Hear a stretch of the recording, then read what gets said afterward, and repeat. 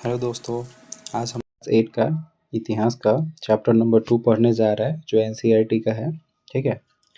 अध्याय 2 जो है वो है व्यापार से साम्राज्य तक कंपनी की सत्ता स्थापित होती है। ठीक है, ये सेकंड चैप्टर है। सेकंड चैप्टर में हम लोग क्या पढ़ना है? व्यापार से साम्राज्य तक कंपनी, मतलब जो व्यापार करने वो लोग आए थे और व्यापार करने आने, अंग्रेजों के बारे में बोल रहे हैं कि व्यापार करने तो वो लोग आए थे लेकिन साम्राज्य तक और कंपनी की सत्ता स्थापित की है उन्होंने, तो उसी के बारे में हमको डिटेल पढ़ना है। ठीक है। मुगल बादशाहों में अंग्रेज आखिरी शक्तिशाली बादशाह थे। ठीक है, तो अगर आपसे क्वेश्चन पूछे कि मुगल बादशाह में सबसे आखिरी शक्तिशाली जो बादशाह थे वो कौन थे?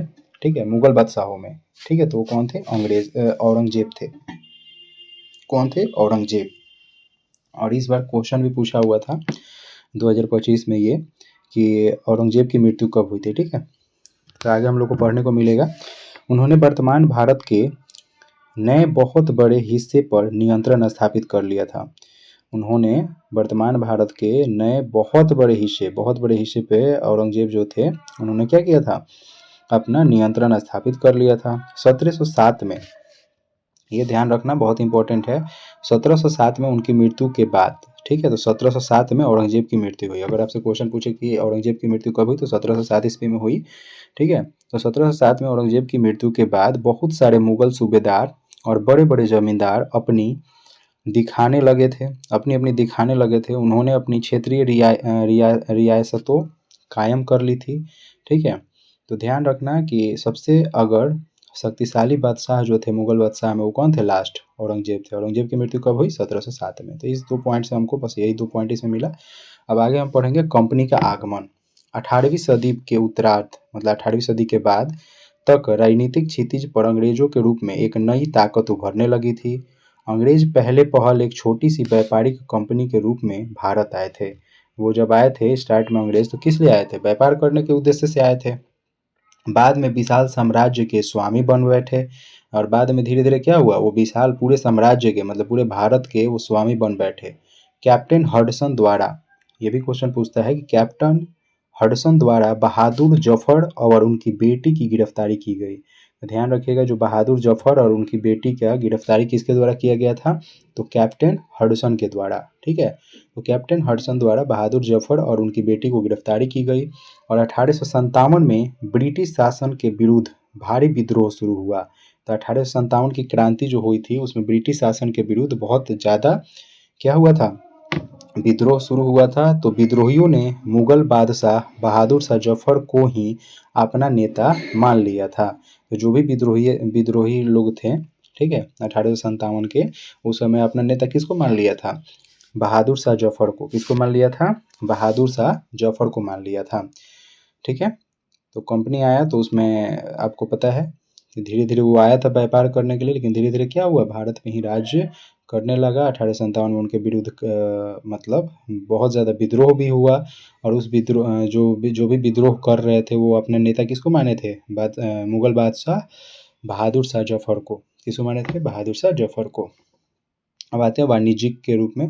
एक ऐसा व्यवसायिक उद्यम जिसमें चीज़ों की सस्ती कीमत पर खरीद कर ज़्यादा कीमत पर बेचकर, यानी मुख्य रूप से व्यापार के जरिए मुनाफा कमाया जाता है, उसे वाणिज्यिक कहते हैं। ठीक है, तो वही लोग कर रहे थे अंग्रेज वाले। अंग्रेज वाले क्या करते हैं? हम लोग से सस्ती चीज़ें खरीद रहे थे और फिर उसी का वो लोग बना के लाते थे और हम लोग को क्या होता था? महंगी वस्तु उसको बेचते थे। जैसे यहाँ से मान लो कि कोई भी सूती चीज़ जो धागा होता था यहाँ से खरीद के ले जाते थे और वहाँ से वही कपड़ा बना के यहाँ पे महंगा बेचते थे। ठीक है, इसके बाद है पूर्व में ईस्ट इंडिया कंपनी का आगमन। तो ये भी क्वेश्चन पूछता है, ये ध्यान रखना कि ईस्ट इंडिया कंपनी का आगमन कब हुआ था? तो सन 1600 में ईस्ट इंडिया कंपनी ने इंग्लैंड की महारानी एलिजाबेथ प्रथम से चार्टर अर्थात इजाज़त हासिल कर लिया, जिससे कंपनी को पूरब से व्यापार करने का एक अधिकार मिल गया। ठीक है, तो पूरब साइड, मतलब भारत का जो पूरब साइड है, पूरब साइड से व्यापार करने का अधिकार मिल गया। और उस समय जो महारानी थी कौन थी? एलिजाबेथ प्रथम थी। ठीक है, तो उससे जब इजाज़त मिल गया तो 1600 ईस्वी में ईस्ट इंडिया कंपनी का स्थापना हो गया। कहाँ पे? भारत में। और इस इजाज़तनामे का मतलब यह था कि इंग्लैंड को कोई भी इंग्लैंड को कोई और व्यापारिक कंपनी इस इलाके में ईस्ट इंडिया कंपनी से होड़ नहीं कर सकती थी और उस जमाने में वाणिज्यिक कंपनी मोटे तौर पर प्रतिस्पर्धा से बेचकर प्रतिस्पर्धा से बचकर ही मुनाफा कमा सकती थी। अगर कोई प्रतिस्पर्धा न हो तभी वे सस्ती चीजें खरीद कर उन्हें ज्यादा कीमतें पर बेच सकती थी। प्रतिस्पर्धा मतलब कंपटीशन। ठीक है, तो जब कंपटीशन ही नहीं होगा तो सिंपल है कि सस्ती चीज खरीद कर हम महंगा भी बेच सकते हैं चाहे सस्ता भी बेच सकते हैं, मेरे ऊपर डिपेंड है। ठीक है, चलिए इसके आगे हम चलते हैं। भारत की खोज। ठीक है, तो अभी तक हम जो पढ़े इसमें क्या क्या पढ़े भाई, तो इसमें हम लोगों ने सबसे पहले स्टार्टिंग देख लो। अगर मैंने स्टार्टिंग से पढ़ा था, औरंगजेब की मृत्यु 1707 ईस्वी में हुई थी। ठीक है, 1857 में विद्रोह हुआ था अंग्रेजों के खिलाफ। कंपनी का आगमन जब हुआ था तो 1857 में क्या हुआ था, विद्रोह हुआ था, बहुत भारी विद्रोह हुआ था। उसमें बहादुर शाह जफर जो थे वो मेन थे। ठीक है, वाणिज्यिक, फिर उसके बाद क्या हुआ, वाणिज्यिक का मतलब क्या होता था, वाणिज्यिक का मतलब ये होता था सस्ते में खरीदना और बहुत ज़्यादा महंगा में बेचना। ठीक है, तो वाणिज्यिक कहलाता था। फिर उसके बाद पूर्व में ईस्ट इंडिया कंपनी का आगमन कब हुआ था, पूर्व में ईस्ट इंडिया कंपनी का आगमन जो हुआ था 1600 ईस्वी में ईस्ट इंडिया कंपनी का स्थापना हुआ था। उस समय महारानी जो थी एलिजाबेथ प्रथम थी। कौन थी, एलिजाबेथ प्रथम। अब आते हैं भारत की खोज पे। ठीक है, तो भारत की खोज किसने की थी, तो भारत की खोज जो हुआ था पुर्तगाल के खोजी यात्री वास्को डिगामा ने 1498 में। कब, 1498 में। ये भी क्वेश्चन पूछता है। और ये भी क्वेश्चन पूछता है कि वास्को डिगामा कहाँ के निवासी थे, तो पुर्तगाल के निवासी थे। कहाँ के निवासी थे, पुर्तगाल के निवासी थे। उन्होंने भारत का खोज किया था। पहली बार भारत तक पहुंचने के लिए समुद्री मार्ग का पता लगाया था। ठीक है, तो ध्यान रखना भारत के समुद्री मार्ग का पता किसने लगाया था, वो लगाया था वास्को डिगामा ने 1498 में। ठीक है, कालीकट में। ठीक है, 17वीं शताब्दी की शुरुआत तक डच भी हिंद महासागर में व्यापार की संभावनाएं तलाशने लगे थे और कुछ ही समय बाद फ्रांसीसी व्यापारी भी सामने आ गए। ठीक है, तो पहले देखिए 17वीं शताब्दी, ये 1498 में आए थे कौन, वास्को डिगामा, पुर्तगाली थे। उसके बाद कौन आ गया, 17वीं शताब्दी में डच आ गया। 17वीं शताब्दी में कौन आ गया, डच। तो देखो सबसे पहले सबसे पहले पुर्तगाली थे। पुर्तगाली के बाद 17वीं शताब्दी में कौन आ गए, डच आ गए। 17वीं शताब्दी में कौन आ गए, डच आ गए। और कुछ ही समय बाद फिर कौन आ गया भाई, तो कुछ ही समय बाद आपका फ्रांसीसी आ गया। कौन आ गया, फ्रांसीसी भी व्यापार करने आ गए। और यूरोप के बाजारों में भारत के बने बारीक सूती कपड़े और रेशम की जबरदस्त मांग थी। और इसके अलावा काली मिर्च, लौंग, इलायची और दालचीनी की जबरदस्त मांग रहती थी। यूरोपीय कंपनियों के बीच इस बढ़ती प्रतिस्पर्धा से भारतीय बाजारों में इन चीज़ों की कीमतें बढ़ने लगी और उनसे मिलने वाला मुनाफा गिरने लगी। और 17वीं और 18वीं सदी के बाद सदी में एक कंपनी किसी दूसरे कंपनी के जहाज डुबो देती और रास्ते में रुकावटें खड़ी कर देती और माल से लदे जहाज़ों को आगे बढ़ने से रोक देती थी। तो ध्यान रखिएगा, ये सब होने लगा कि एक कंपनी क्या करती थी, दूसरी कंपनी की जो माल होती थी उसको डुबो देती थी। ठीक है, ये कंपटीशन चलने लगा।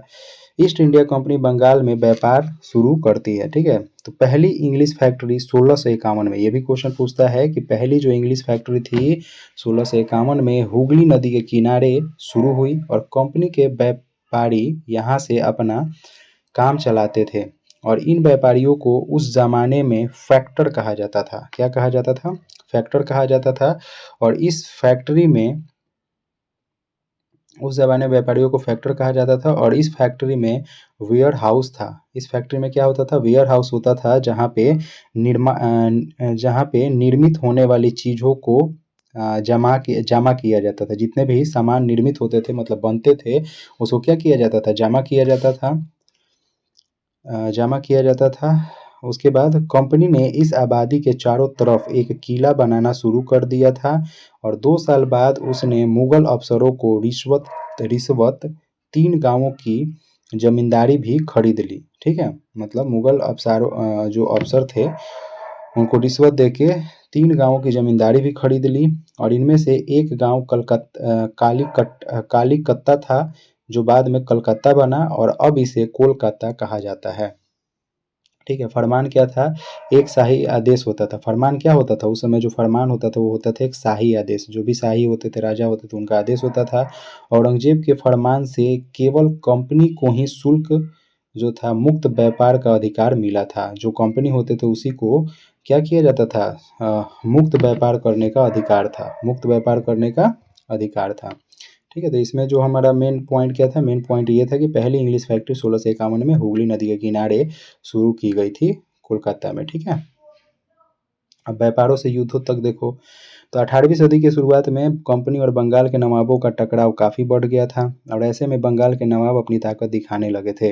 मुर्शीद कुली खां के बाद अली वर्दी खां और उसके बाद सिराजुद्दौला बंगाल के नवाब बने। तो सबसे पहले कौन था? मुर्शीद कुली खां। अगर आपसे क्वेश्चन पूछे कि सबसे पहले बंगाल के नवाब था मुर्शीद कुली खां, उसके बाद कौन बना? अली वर्दी खां, और अली वर्दी खां के बाद कौन बना? सिराजुद्दौला बंगाल के नवाब बने।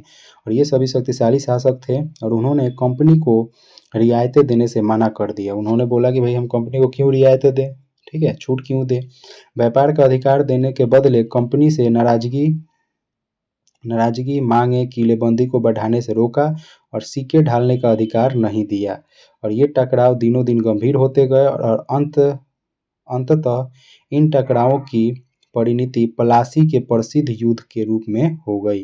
तो क्या हो गया? प्लासी का युद्ध हुआ। इसी के कारण क्या हुआ, मतलब जो भी वहाँ जो ईस्ट इंडिया कंपनी था उसको इन लोगों ने क्या किया? अधिकार नहीं दिया, और अधिकार नहीं देने की वजह से क्या हुआ कि युद्ध हुआ एक, जिसका नाम रखा गया प्लासी का युद्ध। ठीक है। तो 1756 में, ध्यान रखना, 1756 में अलीवर्दी खान की मृत्यु हो गई। ठीक है। 1756 में अलीवर्दी खान की मृत्यु के बाद सिराजुद्दौला बंगाल के नवाब बने। तो अगर पूछा जाए कि सिराजुद्दौला बंगाल के नवाब कौन बने थे 1756 में, कंपनी को सिराजुद्दौला की ताकत से काफ़ी भय था। जो कंपनी थी उसको सिराजुद्दौला का ताकत से बहुत ज़्यादा डर लगता था।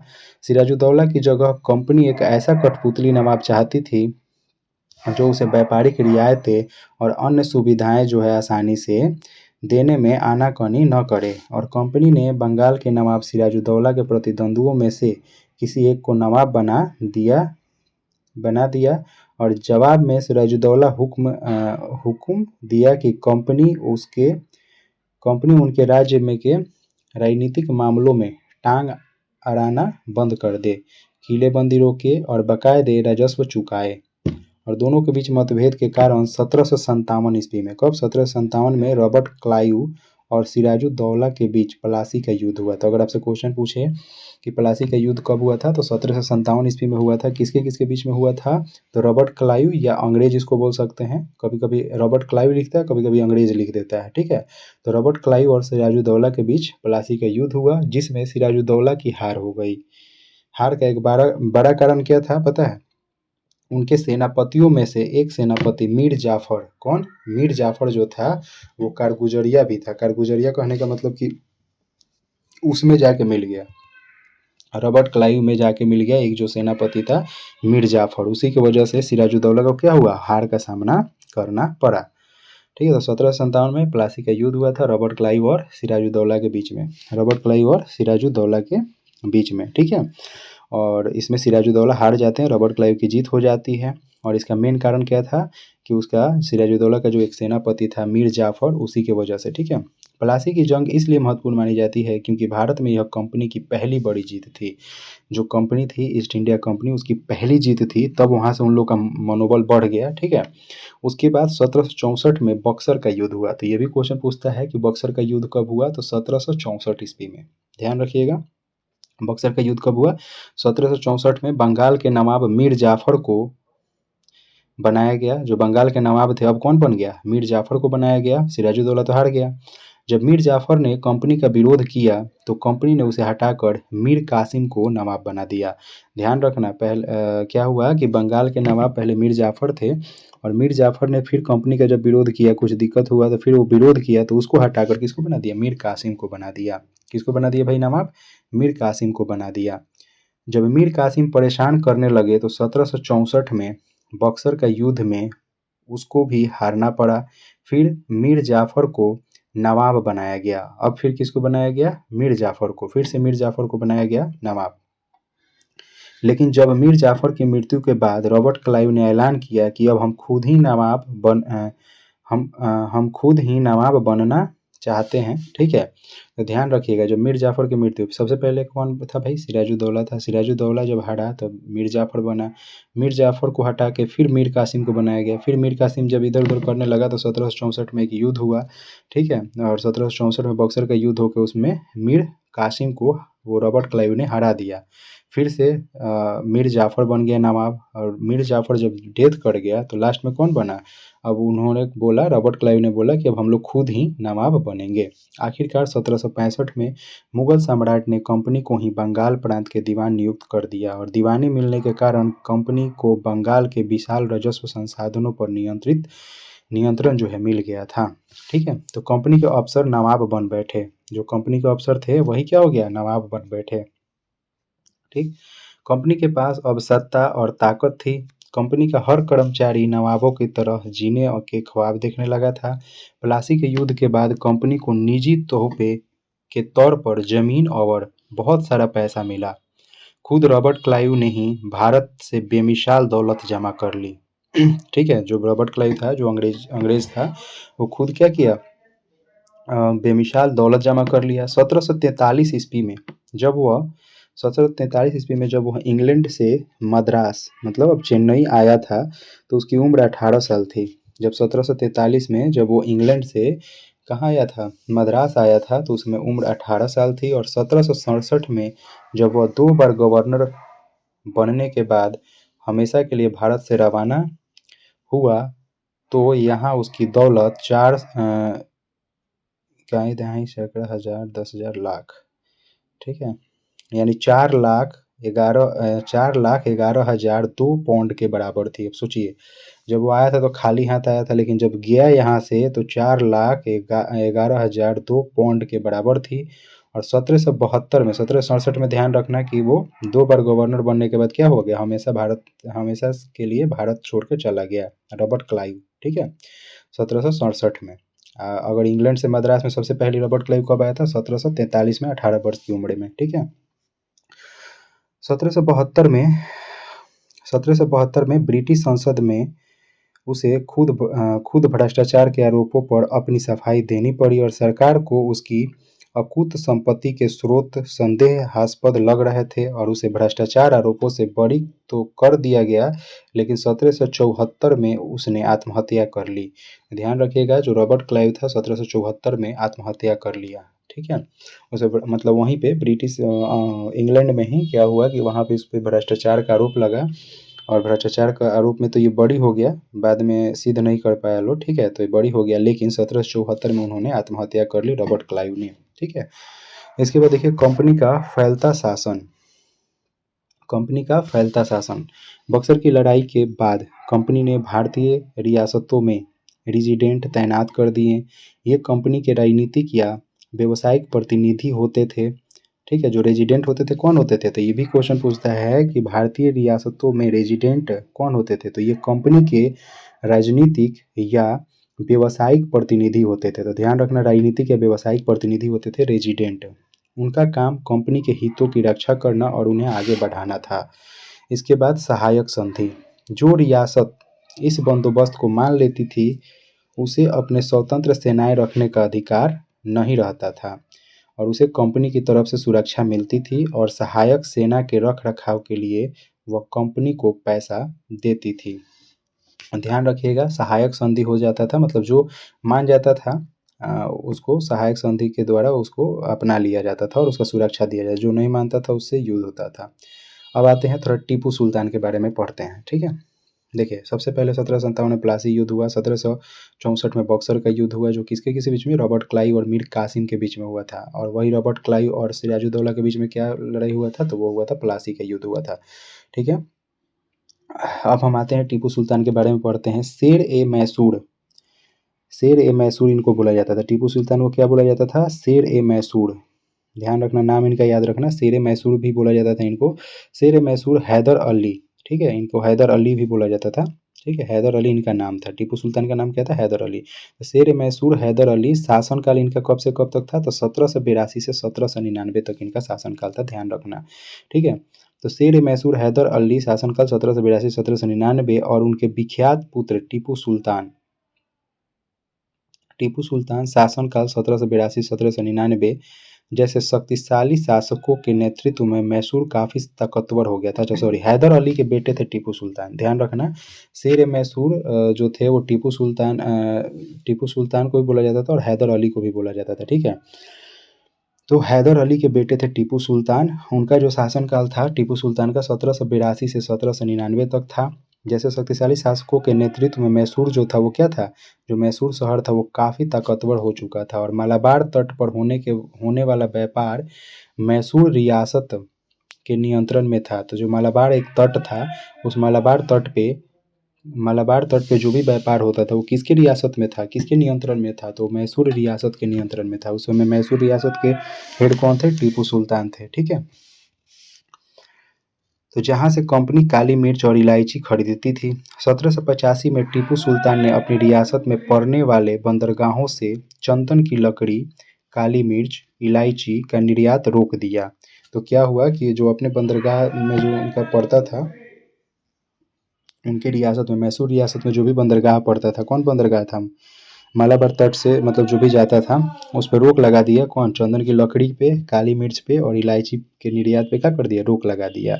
और टीपू सुल्तान ने भारत में रहने वाले फ्रांसीसी कंपनी से घनिष्ठ संबंध विकसित किए और उनकी मदद से अपनी सेना का आधुनिकीकरण किया।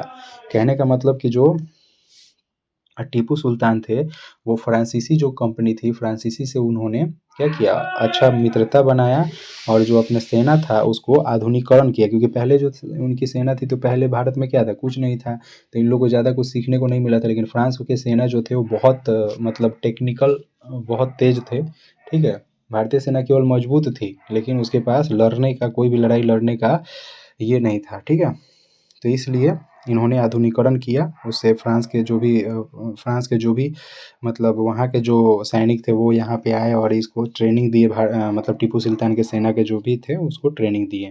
ठीक है, सुल्तान के इन कदमों से अंग्रेज आग बबूला हो गया। फलस्वरूप मैसूर के साथ अंग्रेजों की 4 बार जंग हुई। ध्यान रखिएगा, मैसूर के साथ अंग्रेजों की 4 बार जंग हुई। मैसूर का प्रथम युद्ध, मैसूर का द्वितीय युद्ध, मैसूर का तृतीय युद्ध, मैसूर का चतुर्थ युद्ध। तो प्रथम युद्ध हुआ था 1767 से 1769, मतलब 67 से 69। फिर हुआ, फिर 1780 से 1784 हुआ। फिर 1790 से 1792 तृतीय युद्ध हुआ। तो अगर पूछे कि प्रथम युद्ध कब हुआ था, 1767 से 1769। द्वितीय युद्ध 1780 से 1784। तृतीय युद्ध 1790 से 1792। और चतुर्थ युद्ध जो हुआ था 1799 में जो हुई थी वो श्रीरंगपट्टनम में हुई थी। जो 1799 में जो युद्ध हुई थी, कहाँ पे हुई थी भाई, श्रीरंगपट्टनम में हुई थी। श्रीरंगपट्टनम की आखिरी जंग में कंपनी को सफलता मिली। ठीक है, मतलब देखो इधर हारते चला गया लेकिन 1799 में वो जीत गया। ठीक है, कंपनी क्या हुआ, जीत गया और अपनी राजधानी की रक्षा करते हुए जो टीपू सुल्तान थे वो मारे गए। तो अगर पूछता है कि टीपू सुल्तान की मृत्यु कब हुई, 1799 ईस्वी में। ठीक है, मारे गए और मैसूर का राजकाज पुराने वोडियर राजवंश, किसको दे दिया गया, पुराने ओडियर राजवंश था, तो ओडियर राजवंश के हाथों में सौंप दिया गया। ठीक है, तो ये चीज़ ध्यान रखिएगा। इसके बाद आपको मराठों से लड़ाई। ठीक है, तो ये तो था जो टीपू सुल्तान से लड़ाई हुई। अब टीपू सुल्तान से लड़ाई हुई, अच्छी बात है। अब मराठों से भी उसी समय उधर मराठों से भी लड़ाई हो रही थी।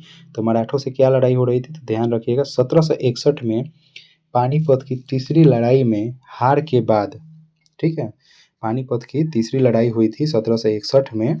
ठीक है, 1761 में पानीपत की तीसरी लड़ाई में हार के बाद दिल्ली से देश का शासन चलाने का मराठों का सपना चूर चूर हो गया। तो उस समय 1761 में जो पानीपत की तीसरी लड़ाई हुई थी उसमें मराठों का क्या हो गया था, हार हो गया था। मराठों का हार हो गया था, जिससे उन लोगों का सपना चूर चूर हो गया कि दिल्ली से शासन चलाएंगे। उन्हें कई राज्यों में बांट दिया गया कि राज्यों की बागडोर जो है सिंधिया, होलकर, गायकवाड़ और भोसले जैसे अलग अलग राजवंशों के हाथ में थी। और ये सारे सरदार जो थे एक पेशवा, यानी जो पेशवा किसको बोला जाता था, सर्वोच्च मंत्री को बोला जाता था। ठीक है, तो पेशवा के अंतर्गत एक कॉन्फेडरेंसी यानी राजमंडल के सदस्य थे। पेशवा इस राजमंडल का सैनिक और प्रशासकीय प्रमुख होता था। तो अगर पूछे कि पेशवा कौन होता था, तो राजमंडल का सैनिक और प्रशासकीय प्रमुख होता था और पुणे में रहता था। पेशवा कहाँ रहता था, पुणे में रहता था। महादजी सिंधिया और नाना फर्नांडिस 18वीं सदी के आखिर के 2 प्रसिद्ध मराठा योद्धा और राजनीतिज्ञ थे। ठीक है, तो ध्यान रखिएगा, महादजी सिंधिया और नाना फर्नांडिस जो थे आखिर के 2 प्रसिद्ध मराठा योद्धा के राजनीतिज्ञ थे। पहला जो युद्ध हुआ 1782 में सालाबाई संधि के साथ खत्म हुआ। सालबाई संधि के साथ खत्म हुआ। जो पहला युद्ध 1782 में सालबाई संधि के साथ खत्म हुआ। दूसरा अंग्रेज मराठा युद्ध जो हुआ, ये पहला मराठा युद्ध था जो सालबाई संधि के साथ खत्म हुआ।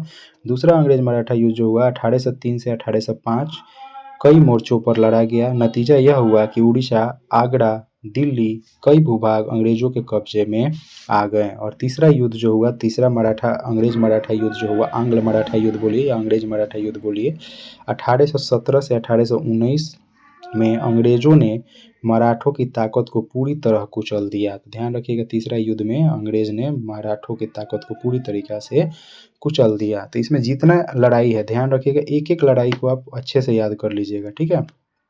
अगर अभी मैं एक बार फिर से यहाँ से अगर स्टार्ट कर दूँ, देखिए जैसे कंपनी का आगमन हुआ, सबसे पहले औरंगजेब जो था 1707 में डेथ कर जाता है, मर जाता है। मरने के बाद कंपनी का आगमन हुआ, तो कंपनी में ईस्ट इंडिया कंपनी 1600 ईस्वी में ईस्ट इंडिया कंपनी क्या हुआ, स्थापित हुआ। उस समय एलिजाबेथ प्रथम महारानी थी। महारानी कौन थी? एलिजाबेथ प्रथम, ठीक है। फिर उसके बाद भारत का खोज हुआ, जो पुर्तगाली कौन था? पुर्तगाली यात्री कौन था? वास्को डी गामा, जो 1498 में समुद्री मार्ग का खोज किया था। तो अगर उसमें उसके बाद 1498 में पुर्तगाली आया, फिर डच आया 17वीं शताब्दी में। डच के बाद कौन आया? फ्रांसीसी आया। तो ध्यान रखिएगा, मैं फिर से बोल रहा हूँ, पहले था पुर्तगाली, पुर्तगाली के बाद आया डच, डच के बाद आया फ्रांसीसी, फ्रांसीसी के बाद जो भी आया, ठीक है, उसी बीच में वो भी आ गया था, कौन? अंग्रेज, ठीक है। फिर उसके बाद ईस्ट इंडिया कंपनी बंगाल में व्यापार शुरू करता है, कब? 1651 में हुगली नदी के किनारे, ठीक है। तो पहली इंग्लिश फैक्ट्री अगर पूछा जाए कहाँ स्थापित किया गया था, तो 1651 में व्यापार बंगाल में किया गया था। और देखो ध्यान रखना कि बंगाल से ही अंग्रेज का शासन स्टार्ट हुआ था। पहले एक कंपनी स्थापना किया और वहीं से धीरे धीरे धीरे फैलते फैलते फैलते फैलते सब जगह फैल गया। यहाँ कंपनी स्थापित करने के बाद उन्होंने क्या किया, तो कंपनी स्थापित करने के बाद सबसे पहला युद्ध लड़ा जो बंगाल के नवाब था सिराजुद्दौला, उससे पहला युद्ध लड़ा था, ठीक है। कौन सा? प्लासी का युद्ध 1757 ईस्वी में, जिसमें रॉबर्ट क्लाइव अंग्रेज की तरफ से रॉबर्ट क्लाइव ने लड़ा था और इधर सिराजुद्दौला ने लड़ा था। सिराजुद्दौला हार गया, क्यों? क्योंकि उनका एक सेनापति मीर जाफर जो था, उसी के वजह से वो हार गए। उसके बाद जो जो अंग्रेज का रॉबर्ट क्लाइव था, वो क्या किया भाई, तो अंग्रेज का जो रॉबर्ट क्लाइव था वो मीर जाफ़र को बंगाल का नवाब बना दिया। फिर मीर जाफ़र भी बाद में कुछ कुछ बोलने लगा कि भाई नहीं, ये नहीं होना चाहिए, ये नहीं होना चाहिए, तो कंपनी से फिर उसका नहीं बना। तो फिर क्या किया, मीर जाफ़र को हटाकर फिर से बना दिया मीर कासिम को। किसको बना दिया? मीर कासिम को। जब मीर कासिम को भी मीर कासिम को भी जब आपका मीर कासिम भी इधर उधर करने लगा, कंपनी के बातों को नहीं माना, तो मीर कासिम के विरुद्ध एक लड़ाई लड़ा गया 1764 में, जो बक्सर का युद्ध था, ठीक है। और मीर कासिम को इसमें हरा दिया गया, रॉबर्ट क्लाइव ही नहीं लड़ा था। और 1764 में बक्सर का युद्ध में मीर कासिम हार गया। फिर से मीर जाफ़र को ही क्या किया गया, बंगाल का नवाब बनाया गया। और 1765 में 1764 में जो हुआ था, ठीक है, उसके बाद क्या हो गया कि मीर जाफ़र जब डेथ कर गया, तो कौन बन गया? रॉबर्ट क्लाइव ही, मतलब जो कंपनी के खुद ही नवाब बनने लगे, ठीक है। आखिरकार 1765 में मुगल सम्राट ने कंपनी को ही बंगाल प्रांत, मतलब 1765 में बंगाल नवाब बना दिया उन लोगों को, ठीक है। तो इसके बाद इसमें और एक चीज़ हम लोग को, तो ये तो 2 युद्ध हम लोग पढ़ लिए, ठीक है, प्लासी का युद्ध, बक्सर का युद्ध। उसके बाद अगर पूछे मान लो कि रॉबर्ट क्लाइव के बारे में, वो कब आया था भारत में, तो भारत में सबसे पहले 1743 में आया था, जब वह इंग्लैंड से मद्रास आया था, ठीक है। 18 वर्ष की एज में आया था वो। और 1767 में वह 2 बार गवर्नर बनने के बाद हमेशा के लिए भारत से रवाना हो गया। और उस समय उसकी जो दौलत थी कितना थी, 4,11,002 पाउंड के बराबर थी। और 1772 में ब्रिटिश संसद में उसे खुद भ्रष्टाचार के आरोप पर अपनी सफाई देनी पड़ी थी और वो बरी हो गया था। लेकिन 1774 में वो क्या कर दिया, अपनी आत्महत्या कर लिया था। अगर पूछे कि रॉबर्ट क्लाइव ने कैसे डेथ किया था, तो अपनी आत्महत्या करके डेथ हुआ था। फिर कंपनी का शासन कैसे फैला, मतलब कैसे कैसे फैलते चला गया, तो फिर बक्सर की लड़ाई के बाद वो क्या किया, तो वो अपना सहायक संधि किया। जो मान जाते थे, जैसे पूरे भारत में अब ऐसे चला, ठीक है, जो मान जाते थे, जो भी मतलब नवाब वगैरह होते थे, चाहे जो भी राजा होते थे, वो मान गए तो सहायक संधि के द्वारा मना लिया जाता था, नहीं माने तो ज़बरदस्ती उस पर हथिया लिया जाता था। ऐसे अंग्रेज़ों ने शासन अपना स्टार्ट किया। फिर जब गए मैसूर साइड में, तो मैसूर साइड में उनका जो ये हुआ, तो मैसूर साइड में हैदर अली थे, जो टीपू सुल्तान के बेटे थे, सॉरी टीपू सुल्तान के पिता थे, ठीक है। तो हैदर अली से लड़ाई हुआ 2 बार, ठीक है। हैदर अली भी 1782 1799 तक ही रहे थे। और उनका बेटा टीपू सुल्तान वो भी 1782 से 1799 तक मतलब शासनकाल था उन लोग का, दोनों का शासनकाल उतना तक था। ठीक है, तो टीपू सुल्तान जो था वो मैसूर का बहुत ताकतवर ये था, राजा था। ठीक है, तो ध्यान रखिएगा कि उन्होंने 1785 में जो टीपू सुल्तान थे, जो भी उनके बंदरगाह पे चीज़ आता था, चंदन की लकड़ी हो गई, काली मिर्च हो गई, इलायची का जो भी निर्यात वगैरह रोक दिया। ठीक है, वहाँ से जाने ही नहीं दिया, रोक दिया। उसके बाद फ्रांसीसियों से अच्छा घनिष्ठता बढ़ा लिया। बताओ, फ्रांसीसी से तुम घनिष्ठता बढ़ाओगे तो अंग्रेज को तो जलन होगा ही होगा। ठीक है, तो इससे अंग्रेज क्या हो गए, पूरा बौखला गए। उसके बाद युद्ध किए। ठीक है, तो 4 बार युद्ध हुए। एक 1767 से 69 में प्रथम युद्ध हुआ, आंग्ल मैसूर युद्ध, और दूसरा हुआ आंग्ल मैसूर युद्ध द्वितीय आंग्ल मैसूर युद्ध हुआ 1780 से 1784। फिर 1790 से 92 हुआ। ये तीनों बार में वो लोग हार गए अंग्रेज। ठीक है, चौथी बार अंग्रेज को सफलता मिली 1799 में, जो श्रीरंगपट्टनम की संधि कहलाती है, श्रीरंगपट्टनम की लड़ाई कहलाती है, क्योंकि वो श्रीरंगपट्टनम में लड़ी गई थी और वहीं पे अंतिम टीपू सुल्तान मारे जाते हैं श्रीरंगपट्टनम में। ठीक है, आप पूछे कि टीपू सुल्तान की मृत्यु कब हुई थी, तो 1799 में हुई थी। ठीक है, उसके बाद ये तो हो गया टीपू सुल्तान की बात। अब हम आते हैं, जब टीपू सुल्तान की बात हो गया मैसूर वाला, अब हम मराठा से भी हुआ। फिर मराठा से 1761 में पानीपत की तीसरी लड़ाई लड़ी गई, जिसमें मराठों की हार हो गई और अंग्रेज जीत गए। ठीक है, 1761 में पानीपत की लड़ाई हुई थी, पानीपत की तीसरी लड़ाई हुई थी। पूछता भी है पानीपत की तीसरी लड़ाई कब हुई थी, तो 1761 में। उसके बाद अंग्रेज मराठा युद्ध भी हुआ 3 बार। अंग्रेज मराठा युद्ध भी 3 बार हुआ। कब कब, 1782 में हुआ पहला युद्ध, जो सालबाई संधि के साथ ख़त्म हो गया। फिर मतलब सालबाई संधि मतलब उसको फिर से संधि कर लिया गया, चलो भाई ये सब युद्ध ख़त्म करो, कोई दिक्कत नहीं है। ठीक है, लेकिन फिर दूसरा बार अंग्रेज ने लड़ाई लड़ा और अंग्रेज मराठा युद्ध फिर 1803 और 5 में कई मोर्चों पर लड़ा गया। और नतीजा यह हुआ कि उड़ीसा, आगरा, दिल्ली कई भूभाग अंग्रेज़ों में कब्जे में आ गए। और तीसरा युद्ध जो हुआ आंग्ल मराठा युद्ध 1817 से 1819, अंग्रेज़ों ने मराठों की ताकत को पूरी तरह से क्या कर दिया, कुचल दिया। ठीक है, तो इस तरह उसका मतलब मराठा में भी विस्तार हो गया। इसके बाद क्षेत्रीय विस्तार की आक्रामक नीति, जो क्षेत्रीय विस्तार थे वो कैसे हुआ, क्षेत्रीय विस्तार मतलब जो लोकल पे विस्तार किया गया वो कैसे किया गया, तो लॉर्ड हेस्टिंग्स 1813 से 1823 तक गवर्नर रहे थे। ध्यान रखिएगा, लॉर्ड हेस्टिंग्स कब से कब तक रहे थे गवर्नर, तो 1813 से 1823 तक गवर्नर जनरल रहे थे, के नेतृत्व में सर्वोच्च की एक नई नीति शुरू की गई।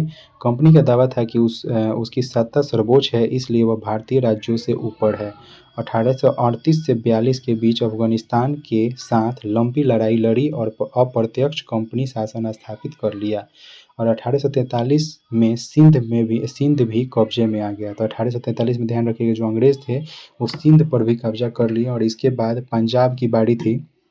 यहाँ महाराणा रंजीत सिंह ने कंपनी का दाल नहीं गलने दिया। तो ध्यान रखिएगा, पंजाब में कौन था, महाराणा रंजीत सिंह था। वहाँ पे कंपनी का दाल नहीं गला और 1839 में उनकी मृत्यु के बाद इस रियासत के साथ 2 लंबी लड़ाइयाँ हुई और आखिरकार 1849 में अंग्रेज़ों ने पंजाब को भी अधिग्रहण कर लिया। तो लास्ट में अंग्रेज़ ने पंजाब को भी अधिग्रहण कर लिया था, ये चीज़ ध्यान रखना। इसके बाद आया विलय नीति। कौन आया, विलय नीति।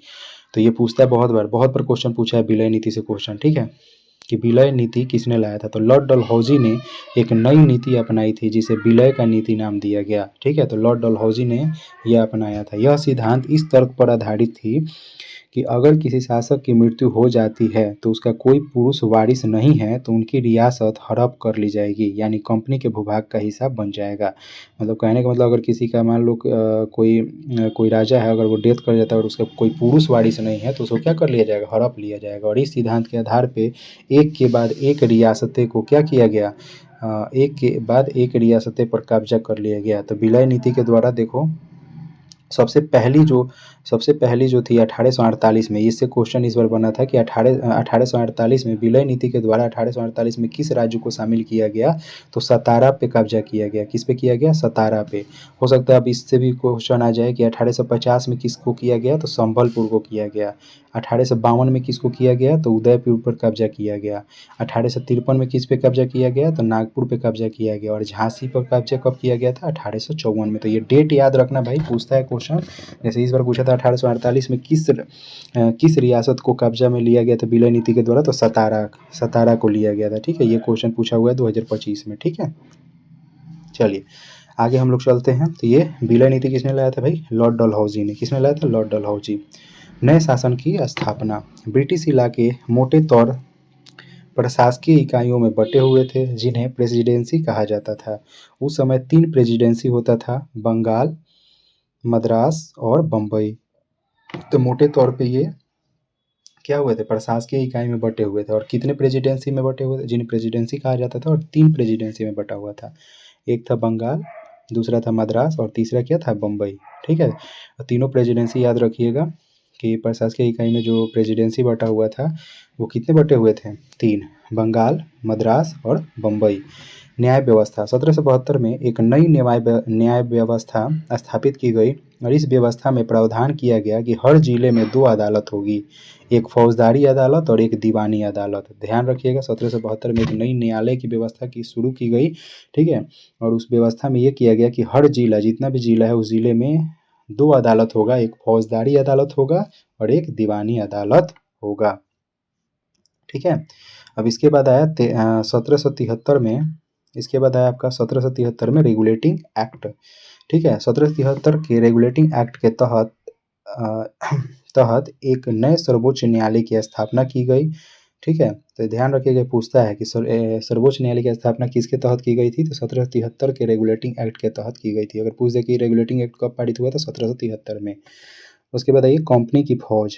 कंपनी के साथ भारत में शासन और सुधार के विचार तो आए, लेकिन उसकी असली सत्ता सैनिक ताकत थी। ठीक है, तो 19वीं सदी की शुरुआत में अंग्रेज एक समरूप सैनिक विकसित करने लगे थे और सिपाहियों को यूरोपीय ढंग का प्रशिक्षण, अभ्यास और अनुशासन सिखाया जाने लगा। निष्कर्ष ये हुआ कि ईस्ट इंडिया कंपनी एक व्यापारिक कंपनी से बढ़ते बढ़ते एक भौगोलिक औपनिवेशिक शक्ति बन गई और 1857 तक भारतीय उपमहाद्वीप के 63% भूभाग और 78% आबादी पर कंपनी का सीधा शासन स्थापित हो चुका था। देश के शेष भूभाग और आबादी पर कंपनी का अप्रत्यक्ष प्रभाव था। अप्रत्यक्ष प्रभाव मतलब सीधा प्रभाव नहीं था, नॉर्मल छोटा मोटा प्रभाव था। तो ये देखिए, चैप्टर बहुत इंपॉर्टेंट है, इससे क्वेश्चन बहुत सारा बनता है। ठीक है, देखिए इस चैप्टर में बहुत सारा क्वेश्चन छिपा हुआ है। आप एक एक जितना भी डेट है उस डेट को याद रखना, कब मरा था कौन, ठीक है, कब से कब तक शासन रहा था, कौन कौन लड़ाई हुआ था। ठीक है, इस चैप्टर को 1 से 2 बार, 3 बार, 4 बार पढ़ना, क्योंकि इससे बहुत ज़्यादा, कम से कम 2-3 क्वेश्चन इससे बन जाता है। ठीक है, चलो भाई, ठीक है। एक बार मैं स्टार्टिंग से ऐसे स्टार्टिंग से तो मैं पढ़ा ही दिया हूँ, एक बार मैं आराम आराम से इसका स्क्रीनशॉट ले लेना। ठीक है, आगे बढ़ोगे, इस पर मैं रुक जाता हूँ, इसका स्क्रीनशॉट ले लेना। ठीक, इसके बाद आगे बढ़ जाओगे, इसका स्क्रीनशॉट ले लेना, इसका स्क्रीनशॉट ले लेना। ठीक है, ध्यान रखना कि अगर पूरा क्लास कर लेते हो इतिहास का, तो इतिहास का जितना क्वेश्चन पूछता है ना, 11 क्वेश्चन पूछता है, 11 में से एक भी क्वेश्चन नहीं छूटेगा। ठीक है, ये 8 क्लास के लिए बहुत बेस्ट है। ठीक, इसमें जो जो लड़ाई है, मराठा से लड़ाई है, चाहे टीपू सुल्तान से लड़ाई है, ठीक है, ये सब कंप्लीट कर लेना। कौन कौन सा नीति कब कब लाया गया है, इसको भी कंप्लीट कर लेना। ठीक है भाई, थैंक यू। अब अगले वीडियो मिलते हैं तीसरे चैप्टर में।